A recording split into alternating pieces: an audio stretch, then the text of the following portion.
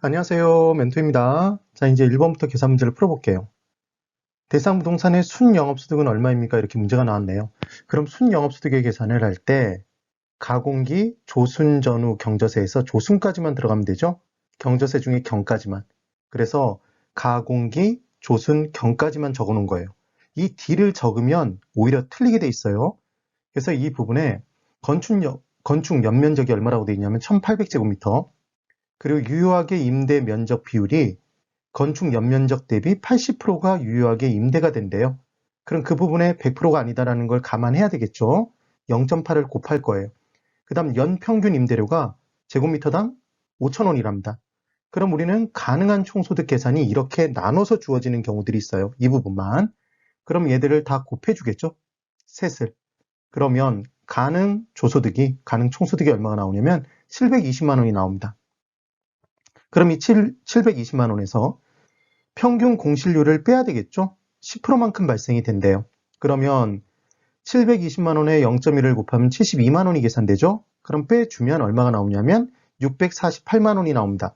여기서 기타 수입 부분이 없기 때문에 그런 거죠. 그 다음 영업경비가 유효조소득 기준으로 50%만큼 발생이 된대요. 그러니까 유효조소득 648만 원 기준으로 50%니까 324만 원이 되겠죠.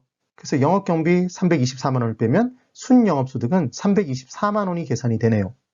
그런데 지금 이 부분까지가 계산이 끝인데 지금 문제에 더 준 게 있죠. 연간 부채 상환액이 500원이랍니다. 제곱미터당. 유효 임대 면적 기준으로. 그럼 얘를 딱 보고 집어넣는 순간 틀리는 거예요. 왜냐하면 저당은 이 밑에서 빼게 돼 있죠. 경저세. 그러니까 지금 순영업소득을 물어봤기 때문에 이 부분은 함정이라는 거죠. 걷어내야 되는 겁니다. 되셨어요? 그래서 지금 답은 2번 324만 원이 되는데 이 부분 문제를 풀 때 중요한 건 이렇게 일일이 곱해서 구한 다음에 빼주고 곱해서 구한 다음에 빼주게 되면 계산기를 여러 번 두들겨야 돼요. 근데 우리는 지금 남아있는 걸 알고 싶은 거잖아요. 지금 뺀 게 얼마인지 알고 싶은 게 아니라 각각 남아있는 게 얼마인지 알고 싶은 거죠. 남아있는 것을 알고 싶은 겁니다. 그럼 이 부분에서 계산하시는 방법은 뭐냐면 지금 가능조소득에서 평균 공실률이 10%만큼 발생한다고 돼 있잖아요. 그러면 유효하게 남는 건 90%가 남겠네요. 그래서 720 곱하기 0.9를 하는 거죠. 그럼 648이 바로 나와요. 그리고 648에서 영업경비 비율이 50%다 그래서 50%를 우린 곱해서 324를 구했잖아요. 근데 50%만큼 영업경비가 발생이 되면 50%가 남는 거죠. 그러니까 648에 50% 남은 게 순영업소득이잖아요. 324. 그럼 720 곱하기 0.9 곱하기 0.5만 해주면 324가 튀어나온다는 얘기죠. 이해가 되시나요? 몇 번 연습해 보시면 이 부분이 정확하게 잡히게 되어 있습니다. 네, 그 다음 2번. 어느 회사의 1년 동안의 영업 수지, 운영 수지이다. 똑같이 나와요.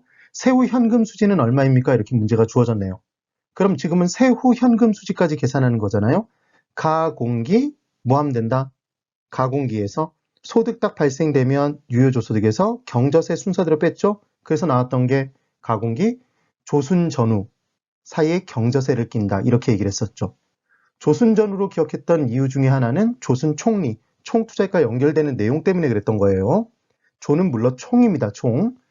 그래서 이제 가능한 조소득을 봤더니 지금 가능 조소득을 4,800만 원이라고 곱게 줬네요. 4,800 적어놓고 공실 가능 총소득의 5%만큼 발생이 된대요.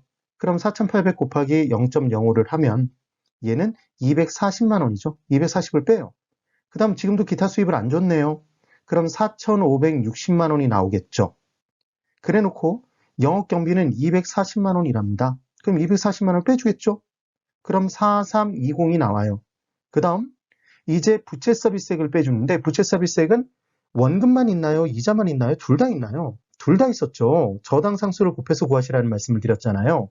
그러니까 지금 원금 상환액 200에 이자 비용 800을 더해야 그게 부채 서비스액이죠. 그러니까 1,000만 원을 빼주는 거죠. 이게 포인트입니다. 지금 이 부분에 약간의 함정이에요. 그럼 세전현금 수지는 3,320만 원이 나왔는데 여기서 중요한 건 세금을 구해야 되잖아요. 영업소득세를 계산하는 문제가 가장 어려운 문제 중에 하나인 거예요. 근데 우리는 어떻게 외웠었죠? 전원일기에는 누가 살고 순이가 살고 순이는 무슨 안경? 뿔테 안경 쓰고 세금을 마감하러 간다. 그래서 전원, 순이, 뿔테 마감 기억나세요?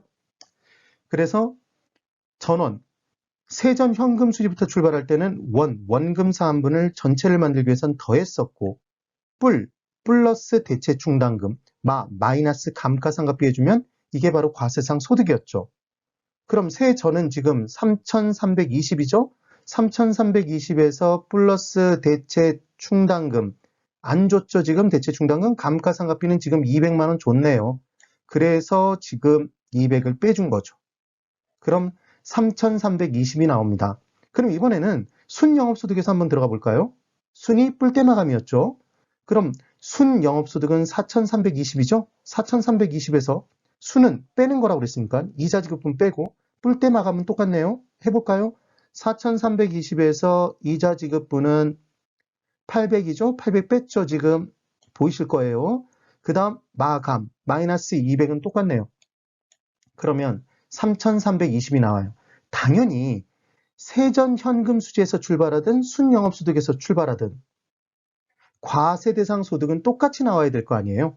그렇죠? 그럼 과세상 소득에 영업소득세율 20%를 곱해주면 0.1을 곱해주면 영업소득세가 계산되겠죠? 664가 계산됩니다. 그래서 영업소득세는 664네요. 664만 원.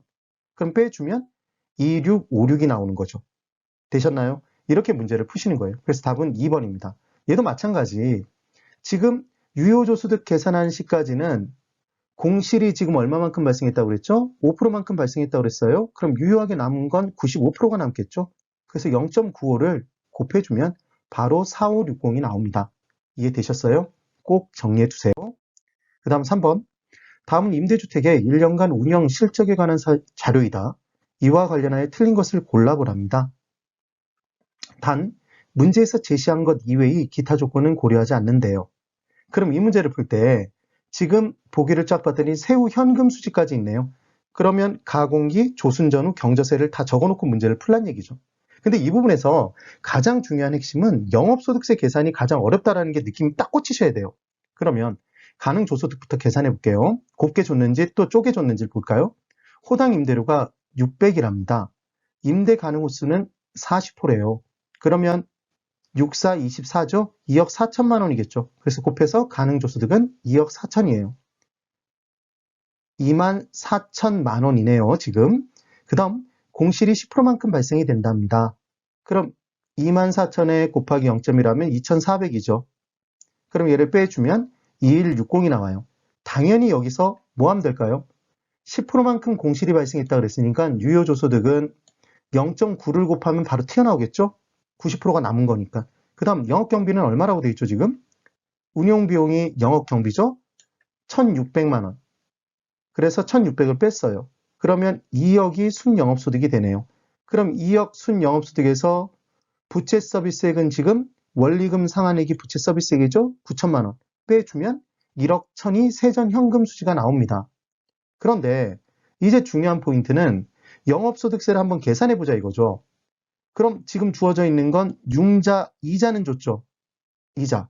그럼 이자를 계산하는 건 전인가요? 순인가요? 순이죠. 그래서 MM에서 순이 뿔테 마감을 하면 되는 거죠. 순영업소득 지금 얼마죠? 2억 원이죠. 2억 원에서 2천만 원 빼고 뿔테, 마감. 그래서 지금 보시면 순이, 이자 지급분이 2천만 원이기 때문에 지금 2천 뺀 거예요, 여러분. 그 다음 뿔테, 얘 없죠, 지금? 문제 없죠? 마감. 감가상각비 1천만 원. 마이너스 1천만 원 해줘서 1억 7천만 원이 나왔습니다. 그럼 이 과세상 소득에다가 곱하기 소득세율 30%를 곱해주면 얘는 5,100만 원이 나오죠. 그래서 영업소득세는 5,100만 원입니다. 빼주면 5,900만 원이 나오네요. 세후가. 그래서 지금 이 부분에 틀린 답은 4번의 영업소득세가 5천만 원이 아니라 5,100만 원이죠. 되셨어요? 근데 지금 이 문제를 봤을 때 3, 4, 5번을 놓고 보면 세전에서 세금을 빼면 세후잖아요.